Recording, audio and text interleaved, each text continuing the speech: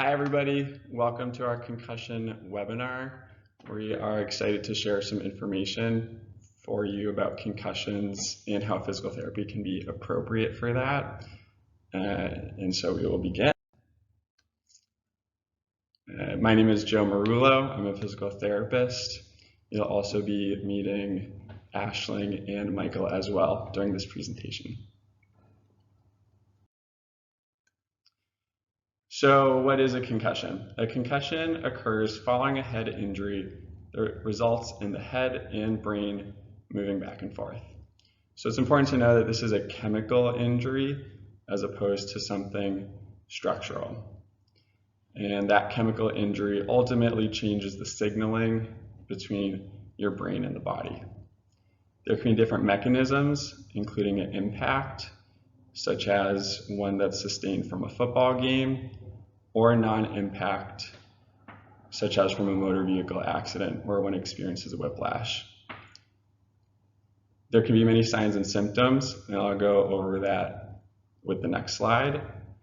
But just for your knowledge, you can see that there are different subcategories of concussions that are based on the major presentation of the symptoms.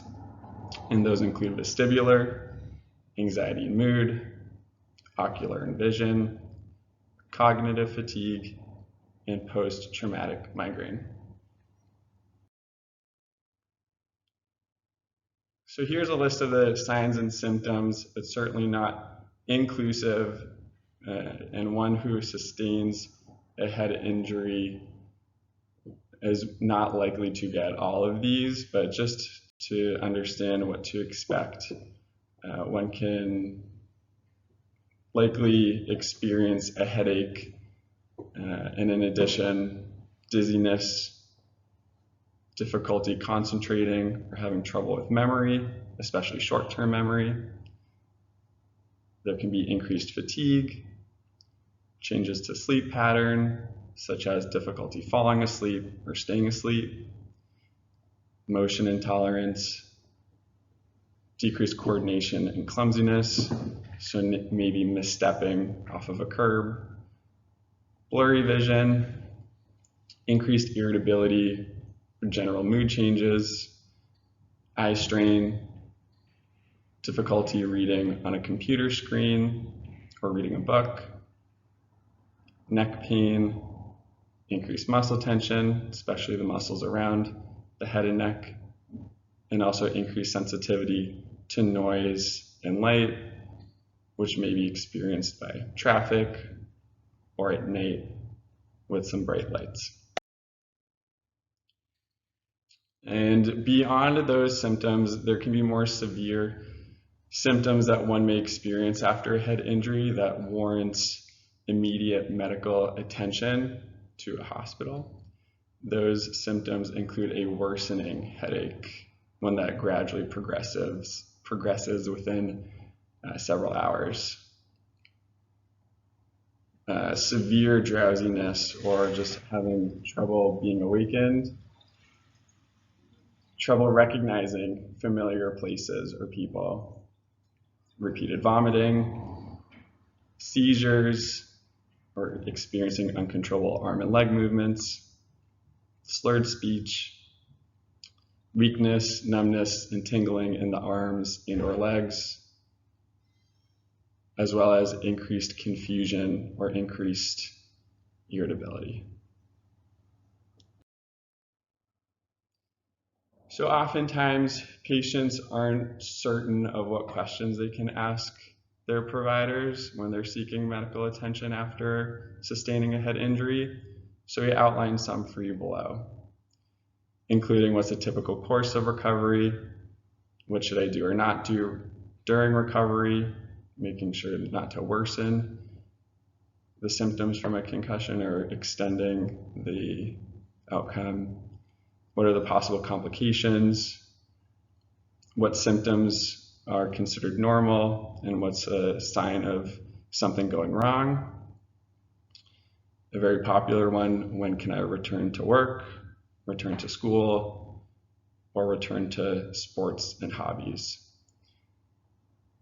Physical therapy can help answer those questions, as well as your medical doctor. How do I know if I'm overdoing it during recovery? What medications, if any, should I avoid? What medications may help? And how do I know if I need to see a specialist? So again, these questions can be asked to your physical therapist or to your medical doctor. Hi everyone, my name is Mike, and so I'm going to pick up where Joe left off here. And if you were asking those questions, like Joe said, to either your physical therapist or your medical doctor, you're already taking the first steps in managing the acute phase of the concussion. And so the great thing is that most reports show that a high percentage, 80 to 90% of folks that suffer from a concussion will recover within the first month when it's managed appropriately. And certainly physical therapy can help you guide yourself through that process. One theme that you'll see across the board, especially in the early stages, is that we want to try to remain below the symptom threshold, whether that's from a cognitive demand standpoint or a physical exertion standpoint. And so in the first 24 to 48 hours, we're most of the time going to be promoting complete rest, and that goes from work, from sports, from most everyday life. It's not so much the old school treatment of sitting in a dark room and being woken every couple hours, but it's similar in the sense that we are trying to shut off a lot of the stimuli from the environment around us to allow for some rest to help aid that initial recovery. And beyond that first day or two, we're going to start to very, very gradually start to increase the cognitive load and physical activity. But again, it's going to stay below symptom threshold. And so once you get to that point, that's when physical therapy can really start to help, and we can start to, through assessment, figure out which way is going to be best to manage the symptoms that you're suffering after the concussion. We've listed a few here, and we're going to go into more detail on that in a little bit. But beyond that, we're also going to start to work not just so much on the physical side of things that we can work on in the clinic, but also helping provide you recommendations on how to start getting back to your regular day-to-day routine and extracurricular activities. And so one of the first parts of doing that is starting to manage your return to cardiovascular activities. And the first few days of doing that, we're going to keep it pretty light. Usually it's between 10 and 20 minutes of activity. It's not going to be anything that, especially if you're used to playing sports, that you're necessarily used to doing regularly for workouts, more so activities such as walking, riding a stationary bike, and we're going to keep it below about 50% of your max heart rate. But more important than anything else, we're staying below your symptom threshold. So whether you're experiencing headaches or dizziness or nausea or whatever it may be, we're making sure that nothing that we're doing is going to push you into the territory of starting to experience or make those symptoms worse. In addition to that, we're also going to help guide you through the process of starting to increase the cognitive demand outside the clinic, more so when we're dealing with returning to school and returning to work, which oftentimes gets overlooked as such an important part of this process. And so in doing so, we're going to make sure that we're getting help from the entire medical team that's working with you. So not just your PT, not just your medical doctor, but if you're at a school where there's an athletic trainer or a school nurse present, we're going to receive some feedback and some help from them. Or if your workplace has a nurse or medical provider, then we'll be in touch with them as well to try to make sure that your process of getting back into school or into work is appropriate for you and doesn't provide any risk of delaying your recovery or making anything worse. And so we listed a few examples of some things that we may recommend as accommodations as you start to get back to that. But the most common one that you'll see first is starting your cognitive work at home, which in this day and age now, a lot of work is done remotely, but even that can be modified.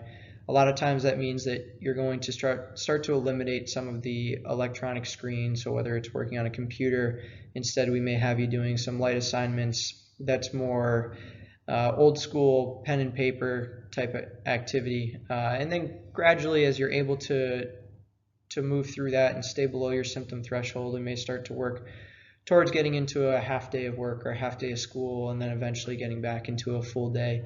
But this can take time, and the physical therapist that you work with will help you determine when it's appropriate to start to make that move to the next level. Some other accommodations, and some of these are a little bit more specific to returning to school, but they can also be made to work at a workplace. But scheduling breaks through the day. In school, perhaps allowing a student to sit closer to the door of the classroom so that they can step out and not disrupt the class.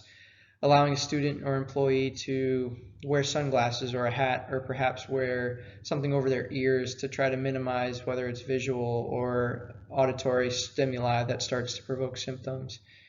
And also trying to find a way to provide information in a manner that's maybe not the standard for the school place or the workplace. For instance, getting it in print rather than seeing it on a screen, or getting it audio versus visual. And then the last one we have there is specifically for school.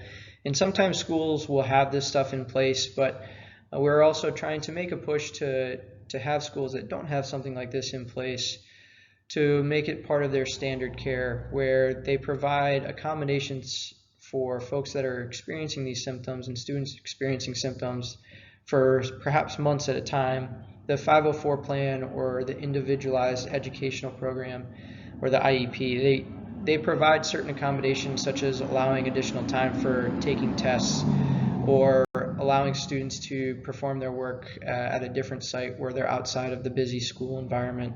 Well, these are the kinds of things where we'll work both with your medical team and perhaps even your school administration, school counselors, teachers, to make sure that we have an appropriate plan in place so that you're not at risk for delaying your recovery.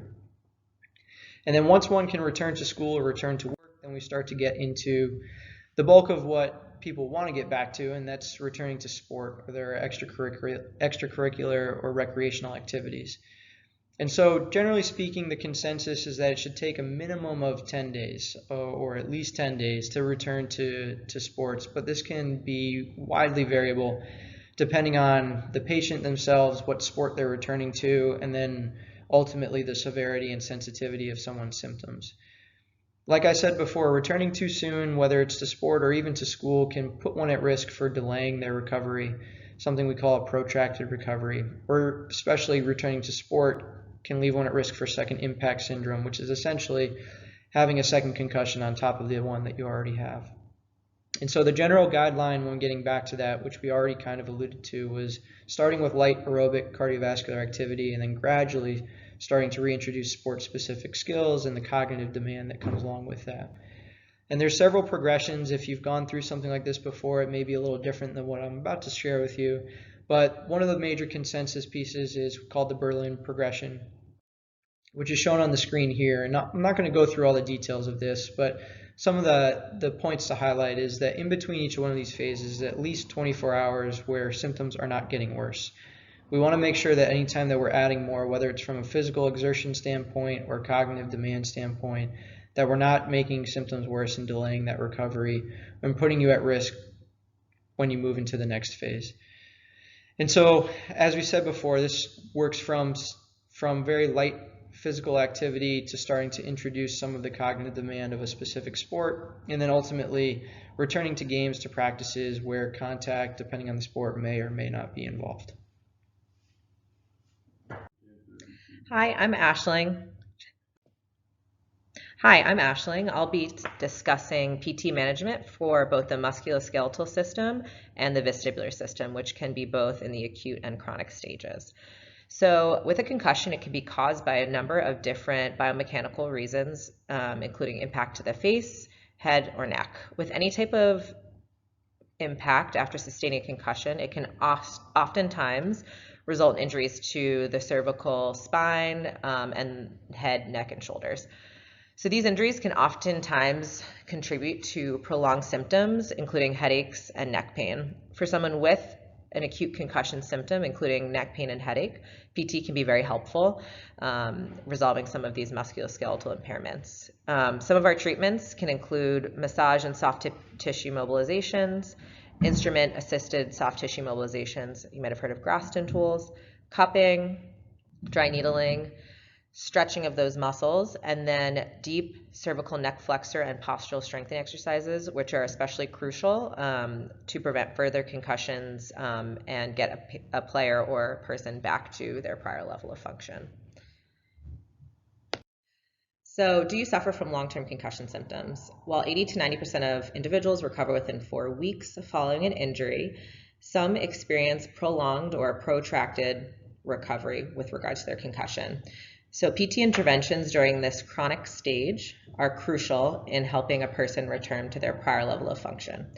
So some of these PT interventions can include dizziness, loss of balance and coordination, blurry or double vision, difficulty with reading or screen tasks, as well as neck pain or headache. So now I'll talk about the PT management of the vestibular system. So the vestibular system, it's a sensory system in the inner ear that contributes to our balance and spatial orientation, or where we are in space. So there's 2 parts to it. There's the semicircular canals that detect movement or rotation of the head, so shaking your head yes or shaking your head no. The otolith organs are more sensitive to gravity and detect linear acceleration, so that can include going forward in a car or train or going up an escalator. So there are visual vestibular reflexes that help to coordinate our eye movements with our head movements. There's the VOR, or the vestibular ocular reflexes, that stabilizes an image during head movements.